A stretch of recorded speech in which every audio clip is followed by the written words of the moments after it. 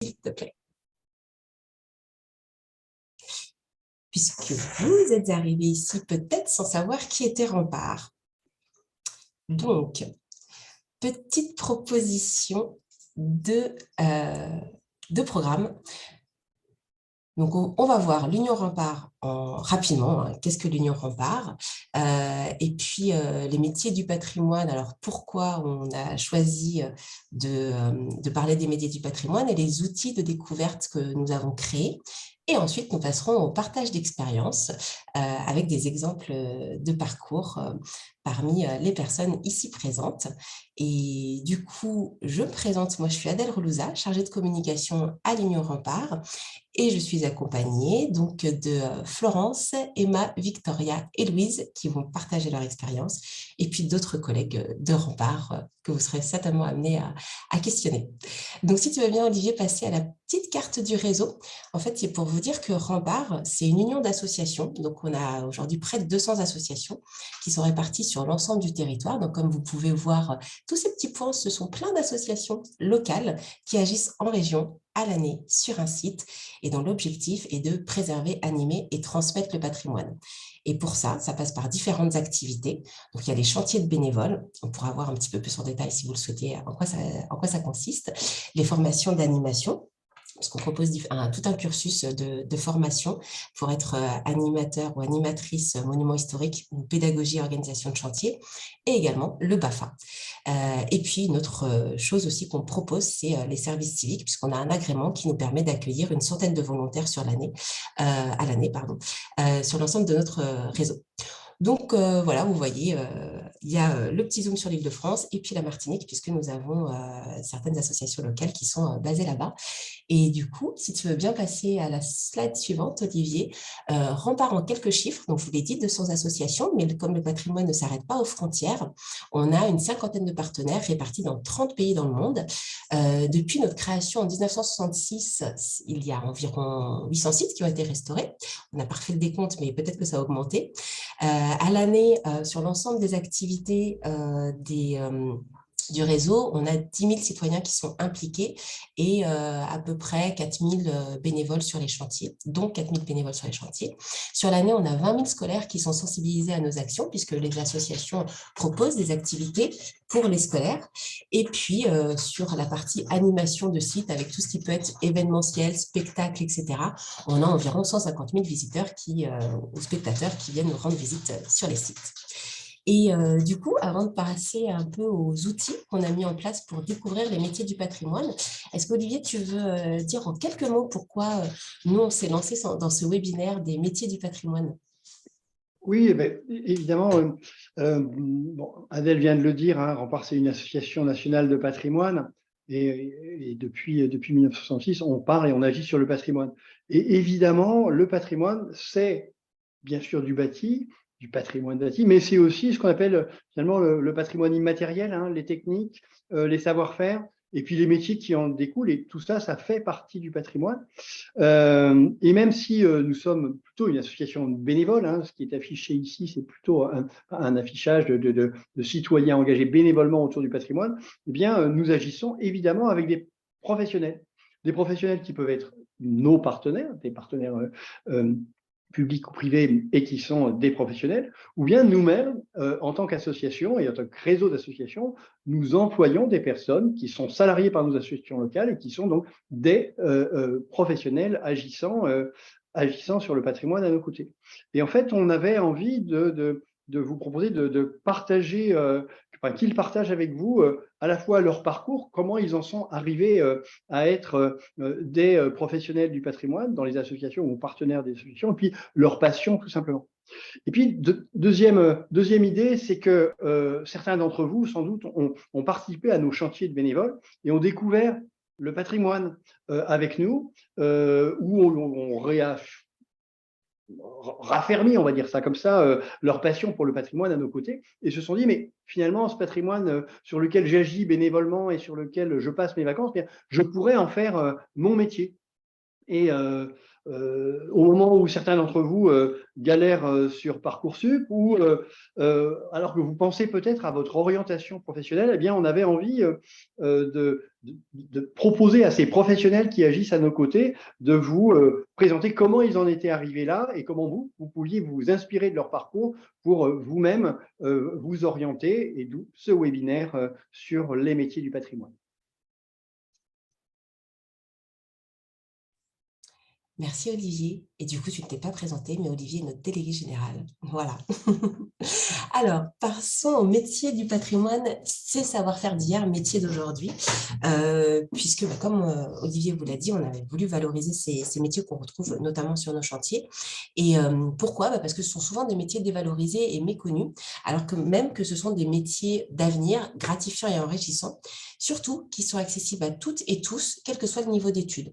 Et puis aussi, c'est des métiers où on peut allier différents profils, où on peut être créatif, sportif, manuel ou cérébral. Hein. Et en tout cas, on peut trouver un métier qui correspond à nos envies pour pratiquer un métier qui nous donne envie de se lever le matin. Alors, si Olivier, tu veux bien passer au slide suivant, je vais rapidement aussi vous parler des outils de découverte qu'on a mis en place grâce à la commission pédagogie qui existe depuis un moment, et puis le travail de nos volontaires en service civique. Donc, on a voulu... alors, déjà, ce sont des outils qui sont disponibles gratuitement sur notre site. Vous avez la rubrique « Se former » dans laquelle vous pouvez retrouver tous les outils que je vais vous présenter là actuellement. Et donc, on a voulu faire une découverte de manière progressive en permettant d'abord de découvrir les métiers en s'amusant.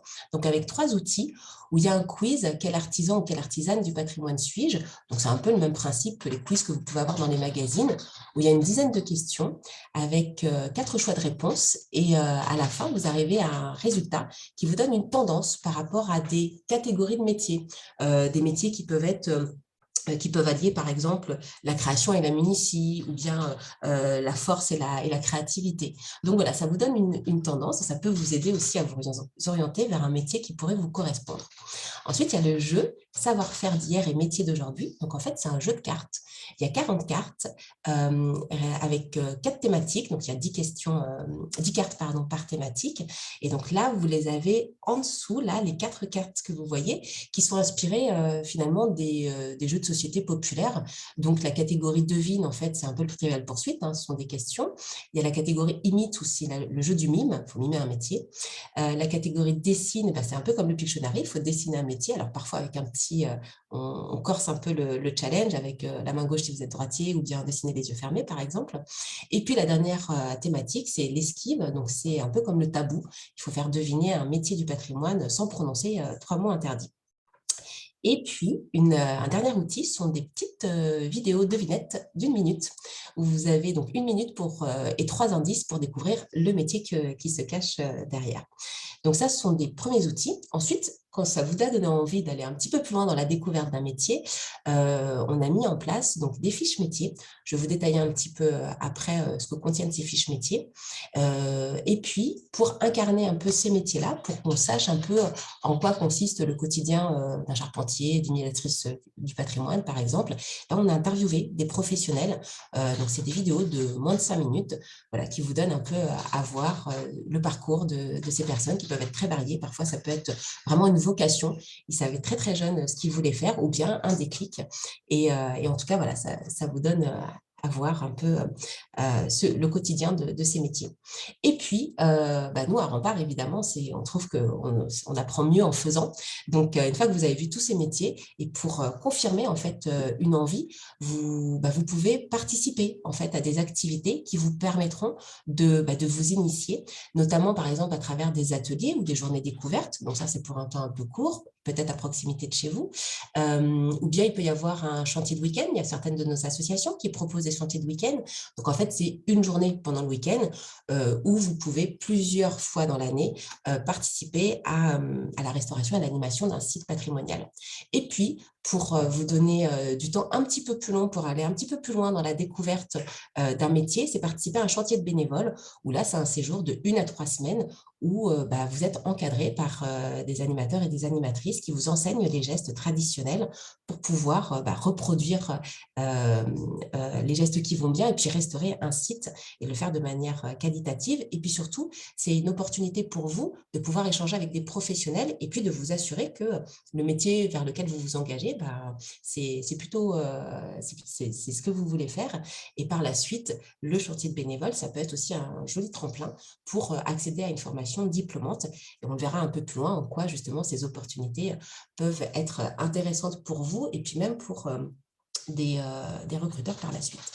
Donc, si Olivier, tu veux bien passer au slide d'après, c'est pour aller un tout petit peu dans le détail d'une fiche métier. Vous allez voir, en fait, il y a une vingtaine de fiches métiers qui ont été faites, toutes sur le même principe. Donc là, il y a la liste des métiers qui est proposée.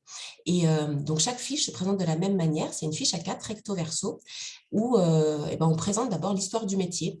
Ensuite, c'est quoi ce métier-là? En quoi ça consiste? Et puis ensuite, les différentes étapes de fabrication, enfin de conception d'un projet, donc du projet à l'exécution. Et puis, comment devenir charpentier, par exemple, puisque c'est ce qui est affiché ici, avec les qualités qui sont attendues et les différentes formations qui vous permettent d'y arriver, que ce soit après la 3e, comme vous voyez par ici, ou bien si vous avez un niveau Bac+3, par exemple. Et ensuite, on invite à découvrir d'autres ressources pour aller un petit peu plus loin dans la découverte, que ce soit des ressources internes parmi nos fiches, ou bien des ressources plus loin pour voir cette découverte un petit peu plus en profondeur.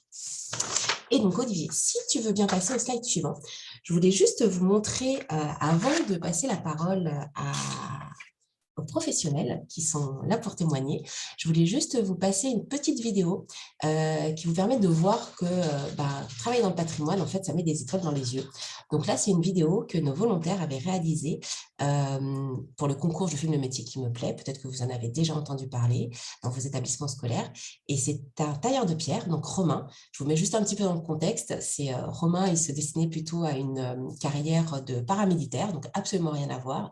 Pour des raisons de santé, il a dû se réorienter. Et puis, comme ça, il est arrivé dans le patrimoine. Et puis, finalement, il s'est découvert une vocation pour le tailleur de pierre. Et je pense qu'après cette vidéo, vous aurez tous envie d'être tailleur ou tailleuse de pierre. Donc, Olivier, si tu veux bien lancer la vidéo, si tu cliques dessus, normalement, j'espère que tout fonctionnera très bien. Je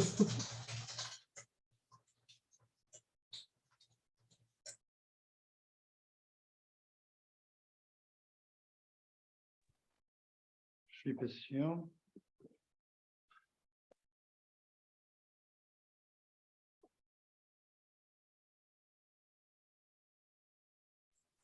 Il veut peut-être pas en partage d'écran, c'est ça? Il faut peut-être que tu passes en mode pas plein écran.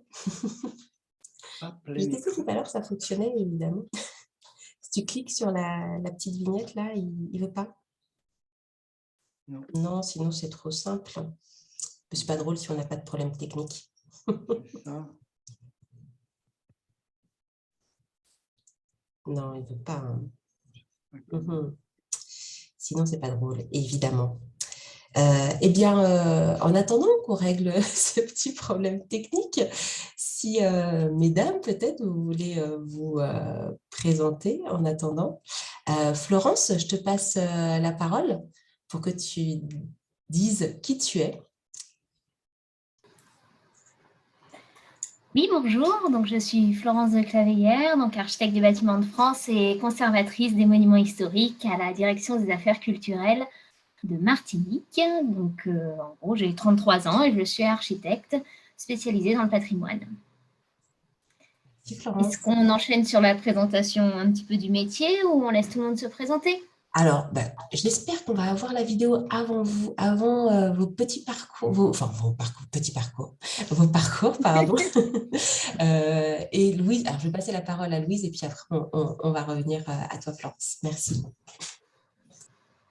Bonsoir à toutes et à tous. Donc, je m'appelle Louise. Je travaille pour une association qui sauvegarde un château médiéval qui se trouve dans le Grand Est, dans la Meuse, près de Vaucouleurs. Peut-être Jeanne d'Arc, ça vous dit vaguement quelque chose pour que vous puissiez situer. Le titre, là, que vous voyez, c'est un titre très, très long et très, très ennuyeux pour, en fait, dire que je suis médiatrice culturelle. On n'est pas, voilà, je ne suis pas toute seule. Vous voyez qu'il y a Victoria. Emma aussi, je crois que son métier se concentre aussi beaucoup là-dessus. Donc vraiment, on vous expliquera en quoi ça consiste tout ensemble tout à l'heure. Merci Louise. Du coup, Emma et Victoria, puisque vous êtes ensemble sur l'écran, je vous laisse vous présenter toutes les deux. Bonsoir à toutes et à tous. Moi, c'est Victoria Bergès et je suis médiatrice culturelle à l'association Adichat, qui s'occupe notamment du château de Villandreau, qui est également un château médiéval et qui se trouve en Gironde. Et je travaille notamment en binôme avec Emma sur certaines missions. Du coup, bonsoir à toutes et à tous. Moi, c'est Emma Guacolou et je suis. Alors, le titre, en fait, chargée de mission patrimoine, c'est très vaste par rapport aux différentes missions que je fais. Donc, je travaille en binôme avec Victoria sur tout ce qui concerne la médiation culturelle en lien avec les châteaux de Villandreau et de Budos. Mais j'ai aussi tout un pan où je m'occupe des publics plutôt scolaires, des classes et notamment des projets éducatifs, artistiques et culturels. Eh bien, merci à vous, mesdames. Alors, je crois que mes collègues n'arrivent pas encore à régler ce problème de vidéo, donc je suis navrée. Du coup, on va enchaîner sur la petite... Peut-être qu'à un moment donné, on va y arriver avec cette vidéo. Et du coup, première question, mesdames, en fait, en quoi consiste votre métier? Donc, et puis, pourquoi avoir choisi ce métier? Florence, est-ce que tu veux bien nous dire pourquoi architecte?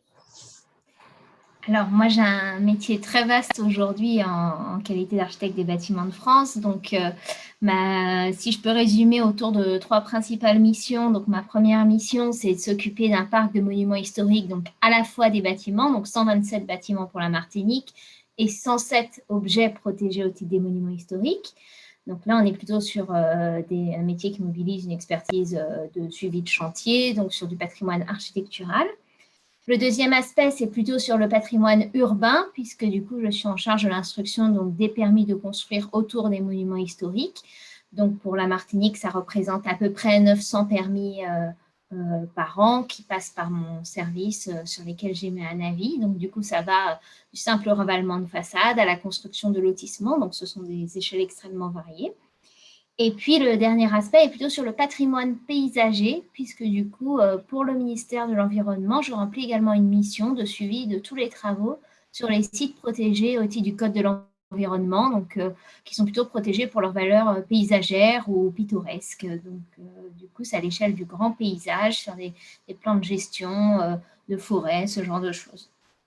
Voilà, donc du coup, on avait imaginé aussi vous dire un petit peu qu'est-ce que c'est une journée type. Alors, c'est difficile parce qu'il n'y a pas de journée type, du coup, quand vous voyez la diversité des missions. Donc, justement, ce qui est assez particulier dans ce métier et ce qui fait toute sa richesse, c'est qu'on rencontre toutes sortes de personnes toute la journée. Donc, que ce soit les usagers, donc le citoyen qui vient pour son projet d'extension de maison, au maire d'une commune qui vient pour son projet de mandat sur les différents éléments qu'il souhaite développer, monuments dans sa commune ou équipements qu'il souhaite construire sur des projets neufs.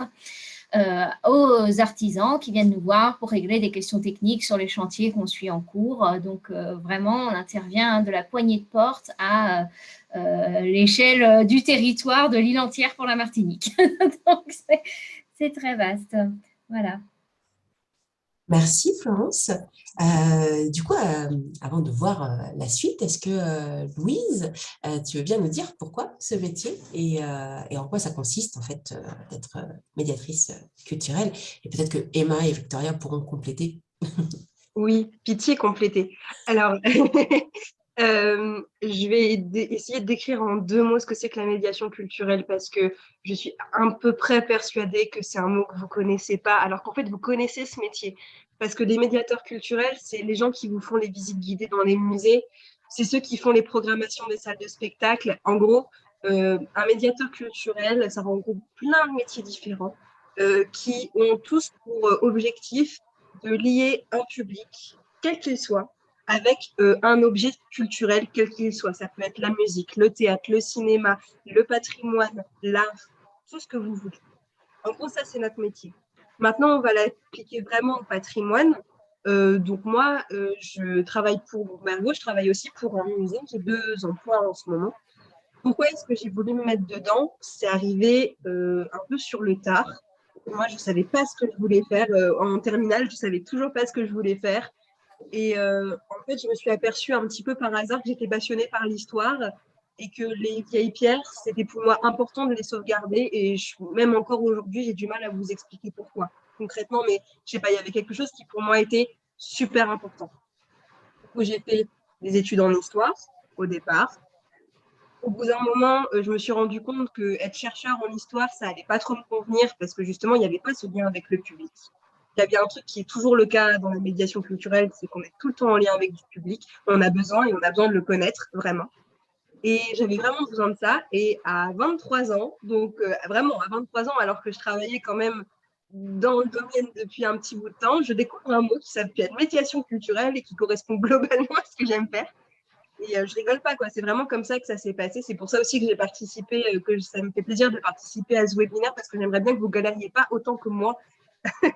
Voilà, s'il y en a que ça peut intéresser. Et voilà, et en fait là-dessus, j'ai refait un master pro dans une ville qui n'était pas très loin de là où j'habitais et où j'ai pu vraiment me former plus, voilà, plus techniquement. Voilà, sur les techniques, comment faire des visites, comment connaître les publics, comment monter des projets culturels. Donc voilà, des choses un petit peu comme ça. Les filles, je vais vous laisser intervenir sur un peu quelle est aussi la journée type parce que je pense qu'on sera tous d'accord et que voilà. Et peut-être que justement vous avez plus de choses à dire vu que vous travaillez en bilan. Voilà. Merci Louise. Donc effectivement, Emma et Victoria, alors déjà, parce que vous n'avez pas le même parcours que Louise, donc pourquoi ce métier et qu'est-ce qui vous a emmené vers la médiation culturelle? Et puis est-ce que vous avez des choses à ajouter aussi sur en quoi consiste ce métier? Ok. Alors, pour ma part, ce qui m'a amenée vers la médiation culturelle, ça s'est vraiment fait au fil de mes études. En fait, j'ai pas commencé en sachant que j'allais être médiatrice culturelle, vu que, pareil, comme Louise, j'aimais beaucoup le patrimoine, les monuments historiques, les musées. J'ai commencé par des études d'histoire de l'art, donc d'abord une licence puis un master, et je me suis retrouvée avec mon master ne sachant pas du tout quoi faire, ayant plein de choses qui me plaisaient. Et donc j'ai fait un service civique dans une association Rempart, où je faisais des missions de médiation culturelle, et ça m'a beaucoup plu. Et justement parce que ça a un côté touche à tout, où on n'est pas obligé de se consacrer à une tâche, et ça revient après dans notre journée type, en fait, on n'en a pas, puisqu'on a des tâches très différentes. Ça peut être aller à la rencontre d'un artiste, à faire des visites à des écoles, à des scolaires ou à des publics Monter une totalement scène, différents. Monter une scène. Il n'y a pas de journée d'aller chercher du gravat pour un projet, pour faire un projet avec des scolaires. Enfin, du coup, il n'y a pas de journée type parce qu'il y a plein de tâches différentes et plein de missions hyper variées. Donc, du coup, c'est vrai qu'il n'y a pas vraiment de journée type tellement les missions sont riches et diversifiées. Et du coup, il y a plein de parcours pour arriver à ces métiers-là. Il y a des parcours. Moi, j'ai fait un master de recherche qui n'avait rien à voir avec la médiation culturelle. Il y a des gens qui ont des parcours de médiation culturelle. Il y en a qui ont des parcours avec des métiers plus créatifs, etc. Donc, il n'y a pas vraiment de parcours prédéfini à la médiation culturelle. Oui, moi, si la question, la question c'était pourquoi ce métier, moi c'est vrai que je suis un peu, j'étais dans le même cas que Louise, c'est-à-dire qu'en terminale, je ne savais absolument pas ce que je voulais faire. Donc j'ai un petit peu galéré dans la recherche aussi de moi-même, de ce qui me plaisait. Je suis partie 1 an à l'étranger, ensuite je suis revenue, j'ai tenté de faire du droit, j'ai tenté Sciences Po. Et en fait, je me suis rendu compte que déjà j'ai échoué au concours Sciences Po. Et en fait, c'était finalement une bonne chose, puisque en fait j'ai découvert l'histoire de l'art. Pareil, parce que j'aimais les musées, j'aimais ça, mais en fait, je ne m'autorisais pas à faire ce que j'aimais dans mes études. Je ne sais pas pourquoi, d'ailleurs, c'est totalement bête. Et en fait, je me suis rendu compte que vu que je faisais ce que j'aimais, je réussissais plus dans mes études et je m'épanouissais dedans. Et en fait, j'ai fini par faire une licence en histoire de l'art et un master professionnalisant qui s'intitule Restauration et réhabilitation du patrimoine bâti. Donc moi, pareil, en fait, il n'y a pas vraiment de voie pour la médiation. En fait, moi, j'ai plus été sur le côté technique de la restauration du patrimoine plutôt que la valorisation ou la médiation à proprement dit. Et ce qui m'a fait aussi réfléchir là-dessus, c'est que en fait, quand j'étais ado, j'ai fait un chantier rempart au sein de l'association Adichatz. Et en fait, le hasard a fait qu'en cherchant un stage de fin d'études, je me suis retrouvée à Adichatz. Donc, ça a été un petit peu une petite boucle qui a été faite. Et maintenant, je suis embauchée au sein de l'association. Donc, en fait, finalement, ce qui m'a fait découvrir et aimer le patrimoine, en fait, c'est là où je me retrouve aussi maintenant. Donc, en fait, pour dire aussi que les chantiers de bénévoles, c'est un bon moyen, comme le disait Adèle, de découvrir aussi une passion ou pas, mais au moins, ça permet aussi de voir ce qui nous plaît. Merci beaucoup pour vos parcours. Petite pause au cas où, si Olivier a réussi à retrouver la vidéo pour pouvoir vous la diffuser. Je ne sais pas ce qu'il en est, Olivier, de ton côté. Oh, il partage. Alors, à mon avis, c'est que ça fonctionne. J'espère qu'il y aura le son en plus, ce serait mieux. Je t'en prie, Olivier, vas-y.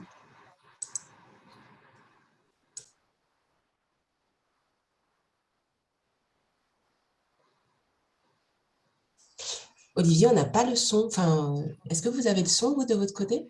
Non, hein, on est d'accord. Non. Je crois qu'il faut partager avec le son. Non, il n'y a pas de son. Jusqu'au bout, la technique veut nous mettre des bâtons dans les roues.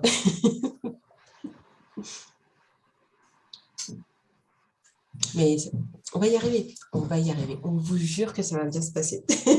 Donc, en tout cas, alors après, on va revenir effectivement, puisque du coup, Florence n'a pas pu parler un peu de sa journée type, ou de toute façon, il n'y aura pas de journée type, hein, vous l'aurez compris. C'est ça aussi qui fait, je trouve, la richesse de ces métiers, c'est que finalement, c'est comme dit Forrest Gump, hein, peut-être que les plus jeunes qui sont là ne verront pas ce que je veux dire, et c'est comme une boîte de chocolat, en fait. Tu ne sais pas par quoi tu vas commencer, à quoi va ressembler ta journée, mais c'est ça aussi qui est chouette, c'est que finalement, on ne s'ennuie pas. Et puis, on rencontre plein de gens différents. Et j'essaye de meubler, hein, vous avez vu. Alors, on va tenter. Est-ce qu'il y a un petit peu plus de son là? Ah oui, du son. Allez, sortez les popcorn.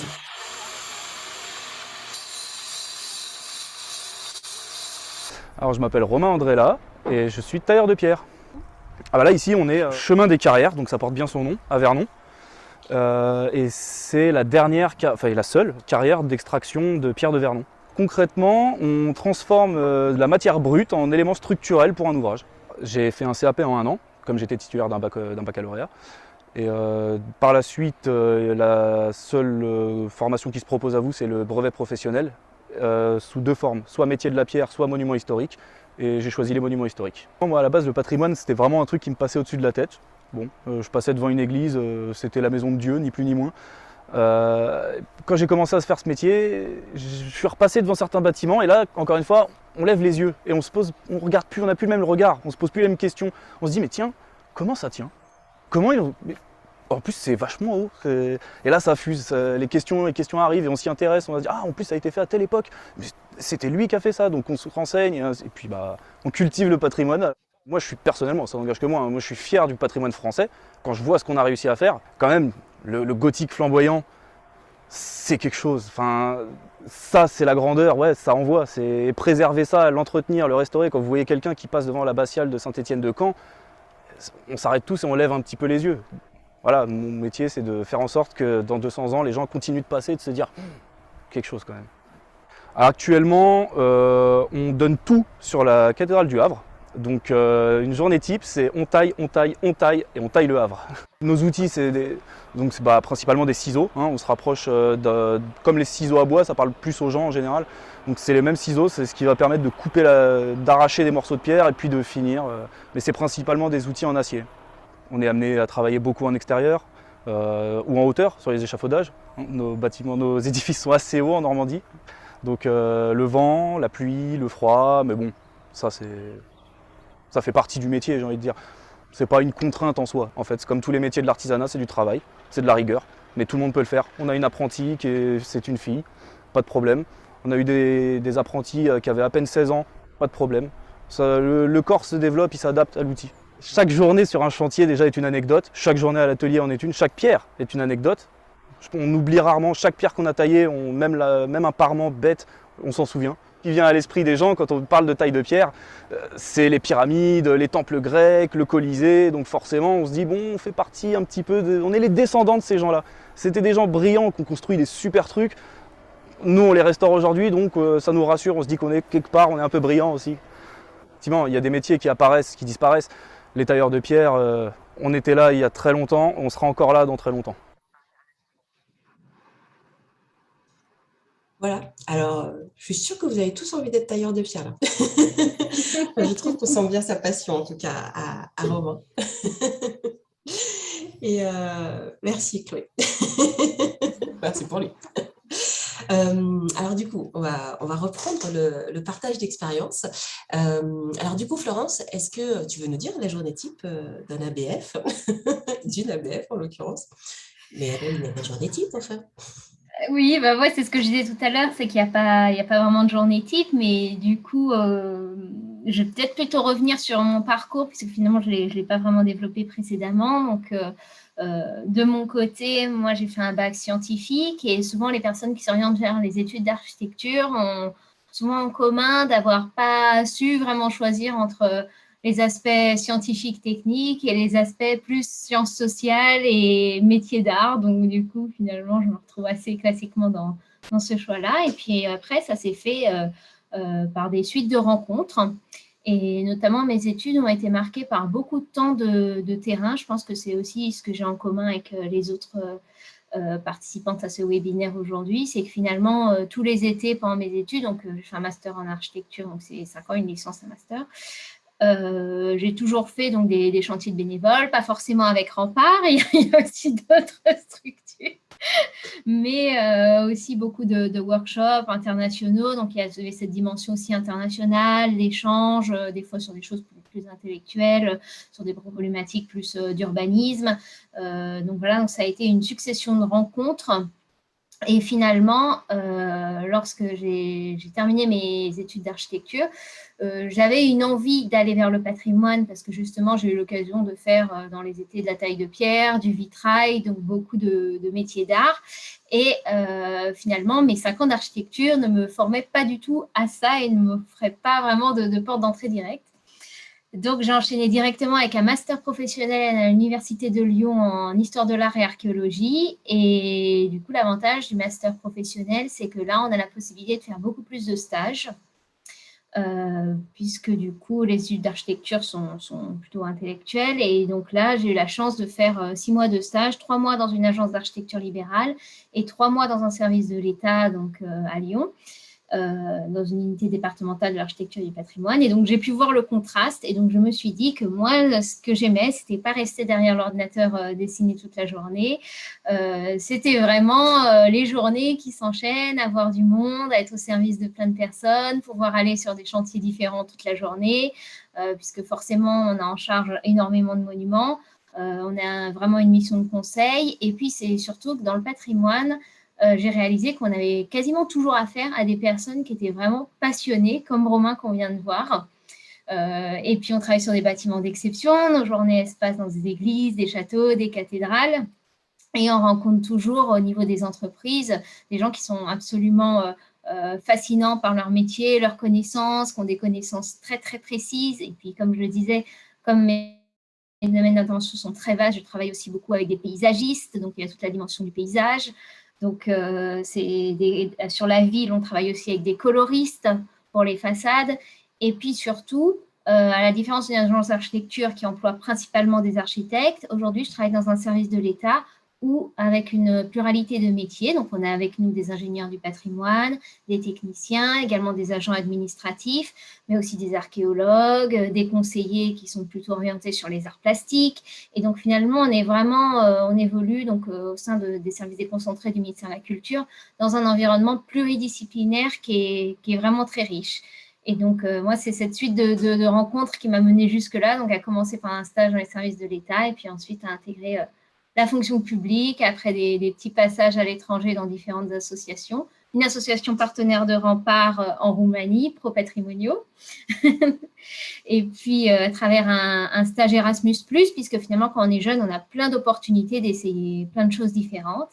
Et puis, le programme ICOMOS pour les jeunes professionnels du patrimoine, qui n'est pas réservé aux architectes, qui permet du coup de faire un stage de 12 semaines aux États-Unis pour travailler sur des monuments d'exception là-bas. Donc, du coup, ça a conforté ma voix. Et me voilà aujourd'hui architecte des bâtiments de France. pour ce témoignage. Du coup, alors peut-être que vous avez des questions pour ceux qui sont autour de l'écran. Donc, soit vous pouvez les poser directement en ouvrant votre micro. Sinon, pour les plus timides, n'hésitez pas à utiliser le fil de discussion. Je vous laisse un peu de temps. Est-ce que quelqu'un souhaite prendre la parole, poser une question? On vous laisse le temps d'ouvrir votre micro. Vous pouvez poser tout type de questions. Presque. Pour vous laisser le temps de réfléchir à une question, peut-être que vous pouvez nous dire, mesdames, qu'est-ce qui vous apporte satisfaction en fait dans votre métier? Qu'est-ce que vous aimez dans votre métier? Il y a peut-être aussi des côtés un peu moins sympas, mais néanmoins nécessaires, parce que voilà, évidemment, il y a peut-être des tâches un peu ingrates, mais qui sont utiles. Donc, allez-y. J'y vais ou vous voulez, Vas-y. Ok, bon, c'est parti. On ne s'est pas donné d'ordre de parole, c'est terrible. Alors, non, j'ai envie d'intervenir parce que du coup, c'était vraiment lié à mon choix d'études. Parce que moi, la base, comme Emma, oui, je crois que c'est comme Emma, j'ai fait un master recherche et ce qui ne me plaisait pas du tout dans le master recherche, c'était que je savais très bien que mes recherches, donc j'allais peut-être faire des conférences sur les résultats que j'avais trouvés, si j'en trouvais, mais que j'allais pas parler à des gens qui savent pas. J'allais parler à des gens qui savent, qui sont convaincus, qui allaient presque même pas m'écouter, qui allaient juste trouver la petite bête pour savoir où me tailler, quoi. Et, et en fait, j'étais mais je sers à quoi, en fait? Je sers à quoi? Alors, j'avais vraiment besoin, j'adorais parler avec des gens qui ne connaissent pas l'histoire, qui ne connaissent pas les monuments, et qui même sont persuadés que c'est nul et que c'est pas intéressant. Ça, c'est trop cool, parce que là, vraiment, on se dit, ah ouais, non, mais là, en fait, si, c'est super important. Et pourquoi est-ce que c'est super important et on y va. Et je crois que c'est ça, vraiment, le principal, c'est que moi, ce qui me plaît, c'est vraiment d'avoir, bizarrement, ce sentiment d'être vraiment utile à la société. D'autant plus que là, on est dans Rempart, donc on est sur des associations qui sauvegardent le patrimoine. Donc en plus, vraiment, on est utile parce qu'on sauvegarde le patrimoine. Et au-delà de ça, à Gombervaux, on est en train de monter pas mal de trucs de projets autour des personnes en situation de handicap, pour justement adapter aux personnes en situation de handicap. Et c'est un truc qui me passionne en ce moment, parce que j'essaye d'apprendre des choses sur ce public, de faire des choses pour adapter, parce que y a pas de raison pour que eux ne puissent pas visiter nos sites, et il faut s'adapter. Et je trouve ça absolument incroyable. C'est vraiment il y a des gens, ils ont je sais pas, des petites pépites dans les yeux. En fait, quand on finit des visites, quand on finit des ateliers, ils sont trop contents et on les a agréablement surpris. Et c'est assez magique, quoi. Moi, je suis assez d'accord avec Louise sur l'enrichissement que ce métier apporte. Moi, en tout cas, personnellement, ce que j'aime bien aussi, on l'a dit tout à l'heure, mais c'est qu'aucune journée ne se ressemble. Du coup, il n'y a pas vraiment d'ennui dans le travail. Alors, sauf dans les périodes un petit peu plus creuses, mais c'est normal, ça fait partie du job. Mais aussi, moi, en tout cas, dans mon cas, c'est de travailler aussi avec les plus jeunes. Tu parlais des publics handicapés, mais c'est aussi les publics les plus jeunes parce qu'on apprend en fait énormément des enfants. Et en fait, c'est passionnant d'avoir leur vision aussi toute, on va dire, toute jeune et toute neuve du patrimoine, en tout cas dans notre cas, et même de l'histoire. Et oui, c'est cette notion d'apprendre aussi aux autres et de transmission qui, en tout cas, moi, dans mon métier, qui me paraît hyper importante et qui est aussi enrichissante finalement parce qu'on transmet, mais les autres nous transmettent aussi les différents publics. En fait, des fois, on peut faire une visite avec un public et avec un autre, et elles vont être totalement différentes. On va aussi apprendre des choses d'eux, et c'est ça qui est aussi très enrichissant. Je regarde ce que je me suis noté, et oui, qu'on apprend tous les jours en fait dans notre métier, et qu'en faisant des recherches sur tel ou tel sujet, en apprenant une nouvelle technique ou en voulant créer un nouvel atelier pédagogique, et ben, on apprend aussi nous-mêmes des nouvelles choses, et c'est ça qui est passionnant et qui est hyper enrichissant. Oui, moi, je vous rejoins tout à fait, toutes les deux aussi. Pareil, quand j'ai fait mon master recherche, moi j'ai adoré mon master recherche, mais j'ai eu ce problème-là où il n'y avait pas vraiment d'échange. C'est toujours un public très scientifique qui s'y connaît beaucoup. C'est pas pareil que si on a un public qui va être différent quand on a des publics en situation de handicap, on a des jeunes, on a des personnes qui sont passionnées par le patrimoine. On va avoir tout un tas d'acteurs touristiques aussi avec lesquels on va échanger. C'est beaucoup plus enrichissant et au final, on garde quand même, sur certaines actions de médiation, on va quand même faire des recherches, etc. Donc, j'arrive quand même à trouver mon compte sur ce que j'ai aimé dans la recherche quand j'ai fait mes études, mais avec quelque chose qui va être beaucoup plus dynamique et beaucoup plus varié. Et moi, ce que j'apprécie vraiment, c'est de faire toute la partie en coulisses que les gens ne voient pas, c'est-à-dire la programmation, contacter des artistes. Ça fait vraiment de faire la programmation à planifier des repas pour les artistes, c'est extrêmement varié. Et les gens ne s'imaginent pas tout le travail qu'il y a derrière. Et quand tu vois qu'ils sont contents, qu'il y a des bons retours et qu'ils sourient, bah, c'est gagné et ça fait vraiment plaisir. Et là, pour le coup, on se sent beaucoup plus utile que juste derrière notre bureau à faire de la recherche. Merci du coup, mesdames, pour ce témoignage. Est-ce que du coup, toi, Florence, tu as certainement d'autres choses à ajouter sur les côtés positifs et négatifs du métier? Oui, donc sur les côtés positifs, comme c'est un métier qui est un petit peu différent, moi ce que j'apprécie, c'est que c'est un métier qui est à l'échelle de tout un département, donc je me déplace énormément sur des sites complètement différents. Un autre aspect que j'aime beaucoup, c'est que je trouve qu'on est un maillon de la chaîne de projet qui est vraiment stratégique, puisque du coup, souvent, on fait le lien entre les utilisateurs, les politiques, les financeurs, et donc en fait, on est dans cet endroit où on a la capacité à incarner le projet et à emmener nos interlocuteurs justement à imaginer un projet. Et c'est là que prend tout son sens aussi ma formation d'architecte, c'est qu'en face de moi, j'ai des gens qui ne sont pas du tout du métier, et un petit peu de la même façon que Louise décrivait l'idée d'accompagner pour changer le regard. Là, c'est vraiment ça aussi que je retrouve et que j'aime dans ce métier, c'est la capacité d'être au moment où on peut montrer et orienter un projet dans une autre direction que la personne n'avait pas du tout envisagé au début du rendez-vous. Et la dernière partie, c'est peut-être aussi la richesse du travail d'équipe avec l'ensemble des interlocuteurs que j'ai décrit précédemment.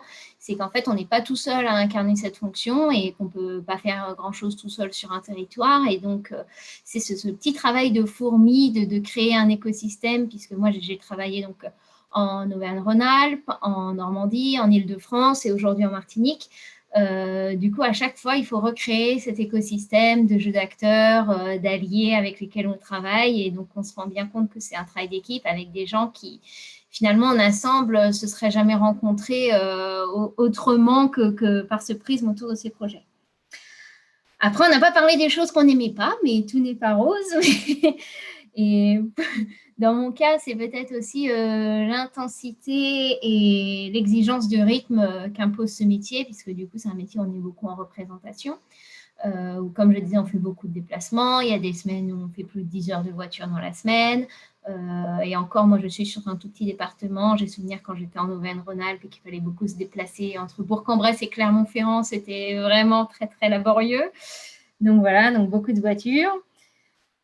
Je travaille dans l'administration, donc avec ses bons côtés, mais aussi ses côtés moins sympas, de l'inertie et des fois un petit peu frustrant. La limite des moyens financiers, notamment, des fois où on a envie de plus aider les projets et il faut vraiment qu'on reste dans notre cadre. Et donc, des fois, c'est un petit peu frustrant quand on a envie d'être dans l'action. Mais bon, finalement, je me dis quand même qu'aujourd'hui, que le bilan est quand même positif, que je suis au bon endroit. Bon, c'est l'essentiel en fait. A priori, mesdames, vous vous êtes pas trompées de voix.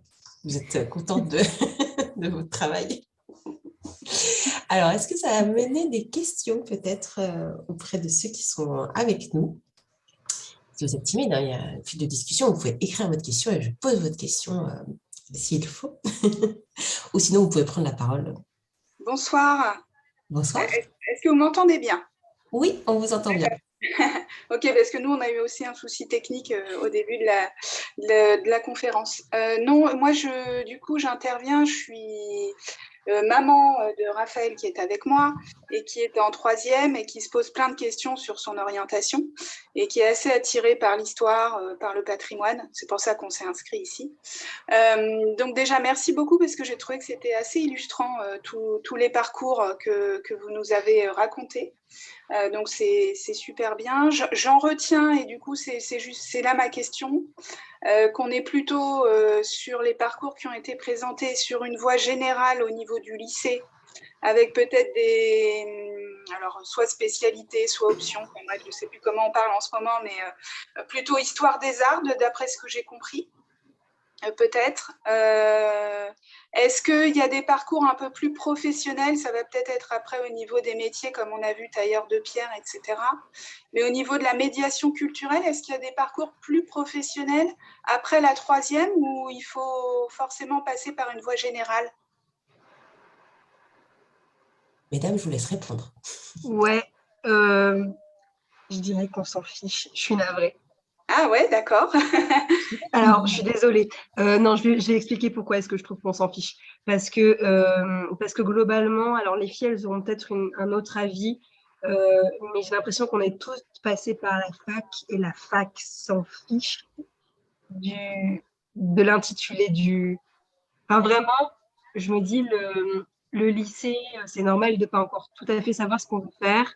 Ouais. Moi, je savais que j'aimais le littéraire, j'aimais le théâtre, donc à l'époque, j'ai fait beaucoup de théâtre. Ça, en vrai, c'est un truc qui peut vraiment aider, parce que Ouais. ça, c'est un truc que j'utilise au quotidien. Donc, j'ai fait une filière L, à l'époque, moi, c'était L, Oui. théâtre, option théâtre. Et D'accord. je vais pas mentir, ça m'a servi, hein, surtout par rapport à l'histoire, parce que l'histoire, elle, on en faisait beaucoup. Donc, ça m'a plutôt aidé dans mes études et dans ma réussite d'études. En revanche, en termes de médiation, Ouais. je sais pas. Franchement, je sais pas, les filles, je sais pas si vous avez autre chose à dire, mais moi, là, comme ça, je dirais pas plus. Moi, je suis assez... Ouais, Ouais, on est on est plutôt assez d'accord. d'accord. D'accord.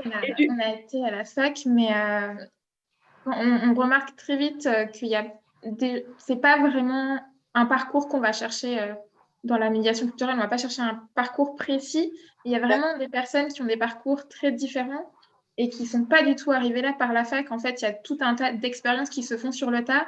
Et en effet, quelqu'un qui a fait du théâtre ou des chantiers de bénévoles ou qui s'intéresse à la taille de pierre, à la forge, etc., peut très bien faire de la médiation culturelle.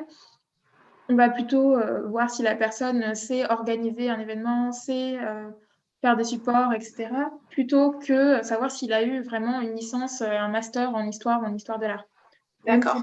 Même pour le bac, je pense, parce que finalement, j'ai l'impression qu'on a toutes des bacs différents. Si Louise t'a fait L, moi, je sais que j'ai fait ES spécialité sciences politiques. Et moi, j'ai fait S, sciences de l'ingénieur avec option théâtre. D'accord, ok. Donc les voies sont très diverses, quoi. Je pense, moi, enfin, de mon point de vue, je pense que même pour le bac, enfin, moi, ma petite sœur, elle a dû avoir cette nouvelle réforme avec ses spécialités. Et en fait, je pense que là où il faut aller, c'est prendre ce qu'on aime et en fait, essayer, je suis désolée s'il y a des parents qui nous écoutent, mais d'essayer de s'écouter soi et de se questionner sur ce qu'on aime nous pour choisir ses études et pas forcément dans ce qui ferait bien ou ça, ce serait bien de faire tel métier parce qu'on réussit mieux.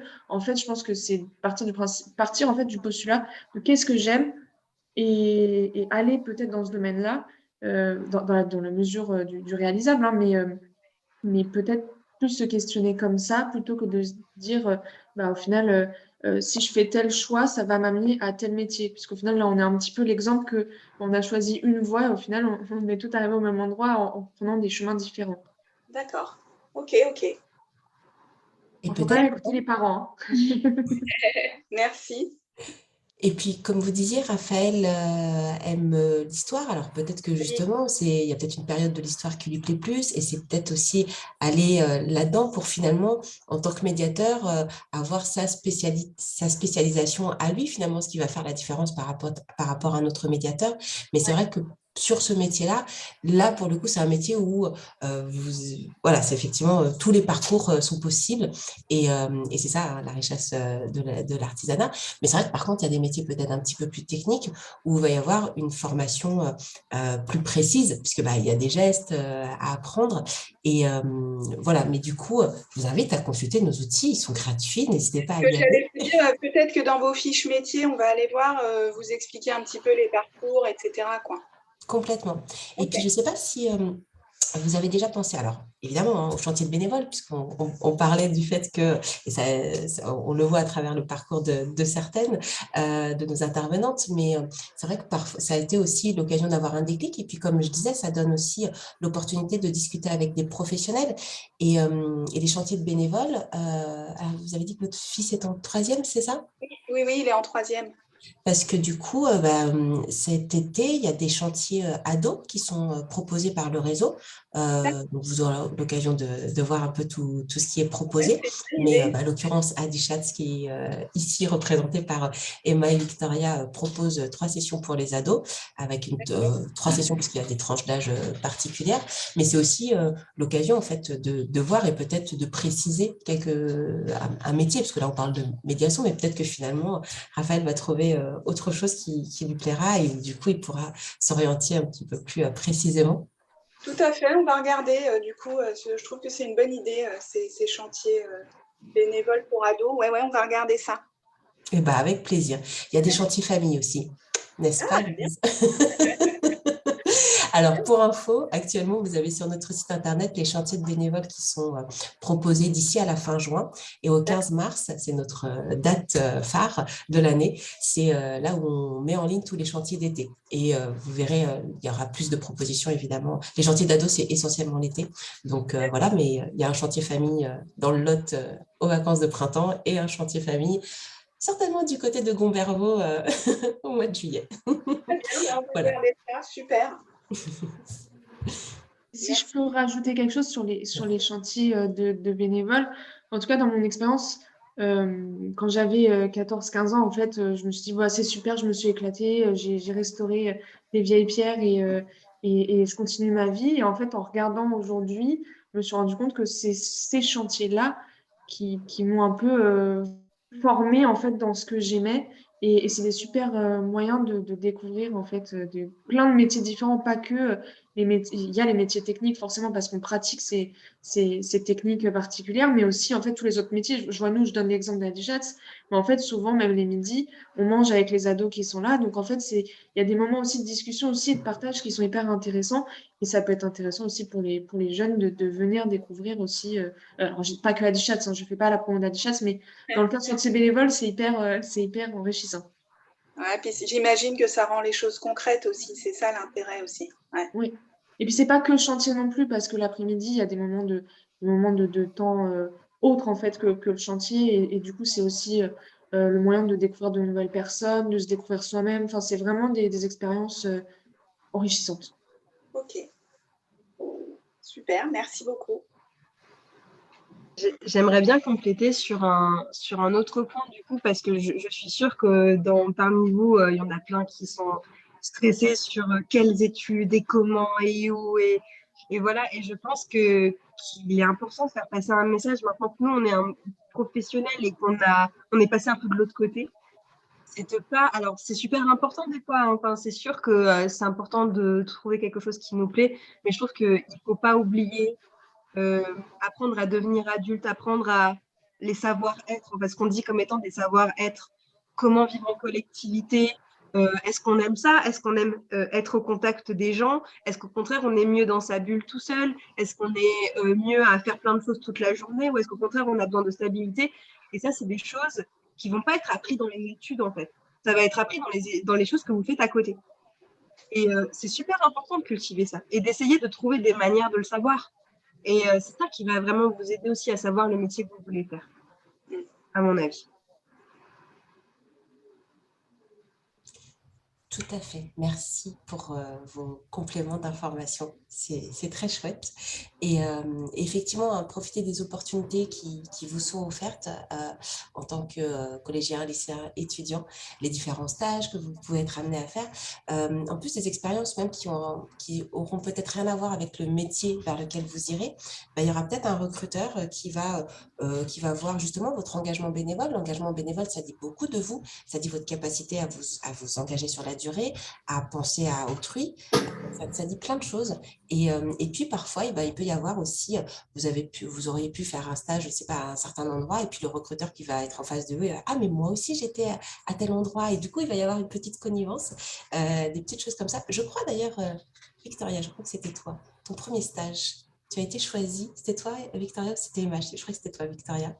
Le premier stage que tu as C'était fait. moi. Ah, Oui, en c'était toi, fait, Emma. dans le cadre de ma première année de master, j'ai fait un stage qui n'était pas optionnel, mais dans la fonction publique au service de l'inventaire du patrimoine. Et en fait, on était 3 de ma classe à avoir postulé pour ce stage. Et en fait, il s'est avéré que la chef de service, c'est elle qui avait créé la délégation Rempart Pays de la Loire. Et en fait, du coup, elle a vu que j'avais fait un chantier Rempart quand j'étais ado. Et elle m'a dit à la fin, bien après mon stage, qu'en fait, c'était pour ça qu'elle m'avait prise, parce qu'il y avait cette affinité aussi. Alors, je ne dis pas c'est Rempart qui met des petites étoiles dans nos yeux, si, mais qui nous permet d'avancer. Mais en fait, des fois, c'est rien qu'un engagement bénévole, un engagement associatif, le fait de faire du théâtre aussi pour certains métiers, de faire des arts plastiques, en fait, de montrer aussi qu'on apporte aussi autre chose qu'un simple parcours. Des fois, ça peut faire la différence sur un CV pour un recruteur. Et du coup, vraiment, c'était la petite anecdote sur Rempart. Merci beaucoup, Emma, du coup. Alors, peut-être qu'il y a d'autres questions autour de l'écran. N'hésitez pas. Il y en a une dans le chat.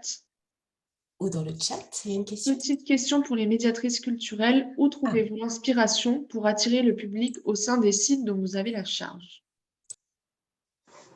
C'est une question facile. Non, c'est pas une question facile. Je pense.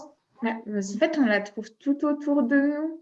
On pense souvent qu'on travaille seul, mais en fait, on travaille avec plein de partenaires différents et il n'y a pas de problème à aller voir les autres associations, voir ce qu'elles font. On discute beaucoup entre nous. En tout cas, nous, c'est ce qu'on fait et c'est la manière dont on fonctionne. C'est pas, on ne va pas copier ce que les autres font, mais il y a vraiment cette notion d'échange, de voir ce qui fonctionne, sachant qu'on sait très bien que ce qui fonctionne sur un site ne va pas forcément fonctionner sur notre site. Et en plus de ça, il y a aussi nos propres affinités, ce avec quoi nous, on est le plus à l'aise. Par exemple, nous, on s'intéresse beaucoup aux publics les plus jeunes, notamment maternelle, primaire, pour développer des outils. Donc, je sais qu'on aime bien les contes, le théâtre, donc on va essayer de développer quelque chose autour de ça. Il n'y a pas vraiment De recettes magiques. Ouais, c'est ça. Et puis, je pense que c'est aussi tester. En fait, des fois, on teste des choses et en fait, ça va pas du tout marcher. On va avoir sur un événement, on va tenter de faire un atelier. Je sais plus ce qui va marcher ou pas, mais on va tenter de faire un atelier, par exemple, pour attirer un certain type de public. Au final, on s'est rendu compte que ça marchait pas du tout parce qu'on n'avait pas eu beaucoup d'inscrits, qu'il n'y avait pas eu beaucoup de personnes. Bon, on se dit, bah, c'est pas grave. Est-ce qu'on peut l'améliorer? Si on change la formule, mais est-ce que ça va marcher? Donc, on reteste. En fait, des fois, c'est des tests permanents. Et puis, des fois, on trouve un truc qui marche et du coup, on va y aller à fond. Et voilà, nous, il y a des formules à Adichat qui marchent depuis des années et du coup, qui ne changent pas et qui sont toujours un succès en termes de médiation. Je pense, par exemple, on fait des visites flambées l'été, des visites au flambeau plusieurs soirs par semaine. Bah, ça, c'est quelque chose qui attire. Mais par exemple, on va essayer de trouver aussi des nouvelles choses. Et c'est ça qui est intéressant, c'est aussi de questionner les publics, voir ce qu'ils aiment, voir ce qu'ils ont envie, surtout de voir dans leur château, parce que nous, on a un château qui est ouvert depuis longtemps, qui est assez connu dans notre région. Et du coup, c'est vrai que de leur poser la question, bah, qu'est-ce que vous voulez voir? Bah, du coup, ça les implique aussi. Des fois, il y a des très bonnes, il y a plein d'idées qui ressortent des publics. Et du coup, c'est aussi enrichissant. Et on puise aussi là-dedans quand on a un peu moins d'idées, on va dire. Tu vas ajouter quelque chose, Louise? Peut-être, je pense à notamment s'appuyer sur le site, l'histoire du site, avec ce que tu as imaginé pour un certain public avec avant et aujourd'hui, la comparaison. Alors, oui, je pense. Alors, je pense que les filles, elles ont complètement raison. Ce que je peux ajouter en complément, c'est qu'en fait, on est obligé de connaître le public. Déjà, c'est une obligation parce que notre métier, c'est de nous adapter à ce public. Donc, il faut le connaître. On a des trucs de sociologie des publics, voilà, on a des bouquins, on a des conférences, on se renseigne, mais aussi on va les voir. On va les voir et puis on voit ce qu'ils veulent, on voit ce qu'ils attendent, ce qu'ils sont en capacité de comprendre, le degré qu'ils veulent. Enfin, moi, là, je pense par exemple au public en situation de handicap. Et sinon, on fait aussi ce qu'on aime parce qu'il ne faut pas oublier qu'on est, nous aussi, des publics. Et qu'on a aussi des idées sur qu'est-ce qu'on aimerait voir sur un château. Et qu'est-ce qu'on aurait aimé avoir enfant? Qu'est-ce qui aurait marché sur nous, enfants, quand on ne savait pas qui était Louis XIV et qu'on ne comprenait rien à la société féodale et que c'était le bazar? Et qu'est-ce qui nous aurait bien aidé à comprendre comment ça marchait? Et bah, c'est là aussi qu'on puise les idées, en fait. C'est en gardant un petit peu notre âme d'enfant, au final. Et pour vous donner un exemple très, très concret, moi, je galérais avec mes ateliers pour les scolaires parce que je trouvais qu'ils étaient assez banals. Enfin, c'est-à-dire qu'il y avait la visite du site et puis on faisait 1 ou 2 ateliers au choix par l'enseignant. Et je trouvais que c'était hyper banal, que ça ne poussait pas les enseignants à venir et à revenir. Et du coup, au final, j'essaye de monter, et je suis en train de monter des parcours où on se met dans la peau d'un personnage du Moyen-Âge et on va faire plein de petits ateliers partout sur le site pendant la visite qui auront un rapport avec ce personnage. Donc, il y a un seigneur, sa femme, un bâtisseur et un paysan, en gros. Et puis, qu'est-ce que sont leurs spécificités, etc. Et ça m'est venu parce que je voulais faire un truc un peu sexy, entre guillemets. Et c'est venu aussi par les conversations que j'ai eues avec des enseignants qui m'expliquaient pourquoi est-ce qu'ils venaient ou qu'ils ne venaient pas et leurs attentes, en fait. Voilà. Perrine, du coup, j'espère qu'on a bien répondu à votre question. Ah bah, a priori, oui. Et puis aussi, j'ajouterais qu'il y a peut-être effectivement le site sur lequel vous vous trouvez et son environnement. On parle beaucoup de transition écologique. Depuis 2 ans, le réseau Rempart met en avant toutes les initiatives qui sont faites en faveur de la transition écologique et de la biodiversité, et notamment s'appuyer peut-être sur des espèces que l'on peut retrouver sur le site et pouvoir parler de ça. Je pense à aussi des sujets sociétaux qui peut être justement l'occasion de se dire, bon, alors comment je vais pouvoir traiter ce sujet par rapport à mon site et aussi par rapport au public, hein, on l'a vu que c'était important, mais en tout cas, effectivement, finalement, tout est ouvert et puis c'est à vous, finalement, d'imaginer quelque chose qui plaira, puis après, si ça ne plaît pas, c'est un test, hein, comme on dit Victoria et Emma, et puis l'essentiel, c'est de vous faire plaisir. Voilà. Est-ce qu'il y a d'autres questions? Parce que sinon, il y aura une autre petite vidéo à vous partager. J'espère qu'Olivier est prêt. Ça va vous montrer justement, alors là pour le coup, on met un petit peu d'autres parcours en avant. Ça va être Denis qui est charpentier. Et qu'on a interviewé. Justement, vous allez voir un peu le format de ces interviews de professionnels dont je vous parlais tout à l'heure, qui permettaient de découvrir les métiers. Donc, le format de vidéo que vous allez voir, c'est le format vidéo interview de professionnels. Et donc, Denis est charpentier dans une de nos associations, entre autres. Et vous verrez aussi en quoi les bénévoles qui ont participé à ces stages charpente ont pu finalement s'orienter, en tout cas trouver leur voie professionnelle. Donc, je vous laisse découvrir la vidéo si Olivier est prêt à nous la partager. Et en attendant, n'hésitez pas aussi, pendant le temps de la vidéo, de poser vos questions encore si vous en avez. Est-ce que Olivier... Alors, si, c'est bon, il partage l'écran. Ça va arriver. Avec le son, ce sera top. On va voir si ça fonctionne. Vous avez vu cette expérience? Pas du tout.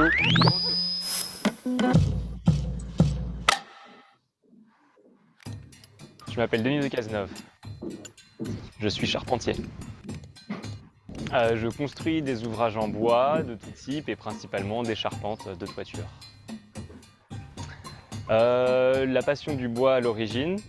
Et ensuite, le plaisir de travailler sur des monuments différents, de travailler en équipe, de réaliser des projets, d'avoir la satisfaction du travail accompli. J'ai commencé un apprentissage en ébénisterie. Suite à ça, j'ai fait des études d'architecture. Et pendant mes études d'architecture, j'ai pratiqué la charpente au cours de stages de différents chantiers d'été. Et ça m'a beaucoup plu. Je me suis réorienté vers un CAP de charpentier. Et c'est le métier que je fais depuis. Alors en fait, le quotidien d'un charpentier, il est partagé entre 2 types de travail assez différents, qui sont l'atelier et le chantier. Donc il y a une partie du temps qu'on va passer, alors ça dépend des chantiers, des projets, mais la plupart du temps, une moitié du temps peut-être, à fabriquer les charpentes, donc préparer les pièces de bois, les tailler comme on dit, dans un atelier. Et ensuite l'autre partie, c'est sur le chantier, c'est ce qu'on appelle le levage, c'est la mise en place de la charpente. Il y a quelques mois, j'ai travaillé en Angleterre sur le chantier d'une chapelle, qui était l'extension d'une église dans une université privée. Et donc, il a fallu créer une charpente qui s'intègre au monument, bien qu'elle soit contemporaine et complètement neuve. Donc, on a veillé à utiliser des bois qui correspondaient à l'époque, des types d'assemblage et des méthodes de travail correspondance. C'est un projet sur lequel on a travaillé plusieurs mois. On a construit toute la charpente dans un atelier. On l'a montée entièrement. On a fait ce qu'on appelle un montage à blanc pour vérifier que tout s'assemblait bien correctement. Ensuite, on a numéroté les pièces, démonté et on a été la remonter sur le toit de la chapelle. C'est un métier qui est assez physique, donc je pense qu'il exige de prendre soin de son corps et d'avoir une bonne hygiène de vie. Alors on utilise différents types d'outils, beaucoup d'outils manuels traditionnels du travail du bois, donc des ciseaux à bois, des maillets, des scies, des rabots. Et on utilise aussi ce qu'on appelle l'outillage électroportatif, donc comme des scies circulaires, des perceuses qui permettent de se faciliter la tâche. J'ai travaillé sur tout type de bâtiment. Et là, depuis peu, je suis salarié dans une entreprise qui fait exclusivement de la rénovation de monuments historiques, donc sur des bâtiments anciens. Il faut être rigoureux, consciencieux. Il ne faut pas avoir peur du vide non plus. Et il faut être courageux, je pense, parce que c'est quand même assez fatigant et difficile et un peu éprouvant au quotidien. À peu près tous les statuts sont possibles. On peut être à son compte. Moi, en ce moment, je suis salarié. On peut être artisan. On peut travailler en coopérative aussi avec d'autres artisans. Vraiment tout type de clients, c'est à la fois des chantiers pour des particuliers, des personnes qui font des rénovations, des constructions de maisons neuves. On travaille aussi pour des collectivités, pour l'État. On collabore principalement avec les corps de métier du gros œuvre, donc souvent les maçons qui travaillent avant nous, qui font les supports sur lesquels on va poser la charpente, et ensuite avec les couvreurs qui s'occupent de la couverture et des finitions de la toiture. C'est vraiment la satisfaction d'avoir réussi un challenge, d'avoir construit quelque chose dont on est fier, qui est solide, qui est beau, qui sera durable. Et si c'est en équipe en plus, encore mieux. Alors oui, c'est très facile de trouver du travail en ce moment. On recrute, je crois que c'est un des métiers dans lequel on recrute le plus de monde en France. Et c'est vraiment un métier d'avenir, surtout avec le développement de la construction écologique, parce qu'on construit de plus en plus de bâtiments en bois, des bâtiments contemporains, comme des rénovations. Donc il y a vraiment beaucoup de travail, sans aucun doute. Oui, il y a des perspectives à l'étranger aussi. Et les formations françaises sont assez reconnues aussi dans pas mal de pays d'Europe et ailleurs, le savoir-faire français en termes de charpente. Je dirais que oui, c'est accessible à tout le monde qui est en bonne condition physique. C'est vraiment la motivation, le critère le plus important. Il y a plus d'hommes dans le métier pour l'instant, mais c'est en train de changer et c'est vraiment, c'est pas du tout une fatalité. D'essayer par un chantier rempart pour voir si ça leur plaît. Si, cette année, j'ai eu des bénévoles que j'avais eu il y a 2 ans en stage ici, qui sont revenus et qui commencent une formation de charpentier à la rentrée, justement. Donc voilà, je suis assez content d'avoir transmis cette passion-là.